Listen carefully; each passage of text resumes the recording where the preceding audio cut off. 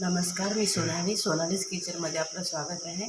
आज मी बनवणार आहे 1 वाटी राजमा आहे। हे मी रात्री भिजवत घातलेले होते। हे आता मी कुकरमध्ये लावून घेणार आहे। 3 शिट्ट्या काढणार आहे। एवढं पाणी टाकून घेतलं आहे मी आणि मीठ टाकून घेणार आहे। एवढं मीठ टाकून घेणार आहे। हे साहित्य घेतलेलं आहे मी 2 कांदे घेतलेले आहे, 1 टमाटर घेतला आहे, अद्रक लसूण आणि कोथिंबीरची पेस्ट घेतली आहे।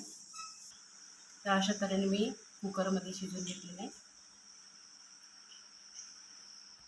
तेल गरम झालेलं आहे आपलं, त्याच्यामध्ये कांदा टाकून घेते।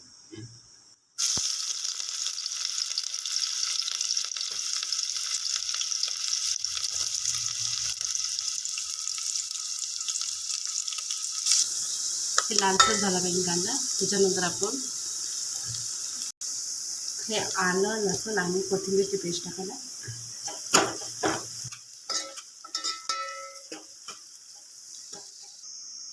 एक चम्मच मिरची पावडर घेतलेला आहे मी, 1 चम्मच धने पावडर, 1 चम्मच गरम मसाला, अर्धा चम्मच हळद आणि चवीप्रमाणे मीठ आधी टाकलेलं होतं मी। जिरं पावडर 1 चम्मच। हे मी टमाटर टाकून घेते।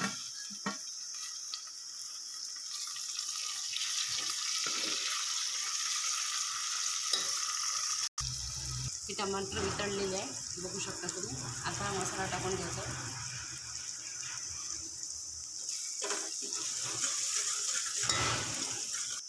आता मी हा राजमा टाकून घेणार आहे।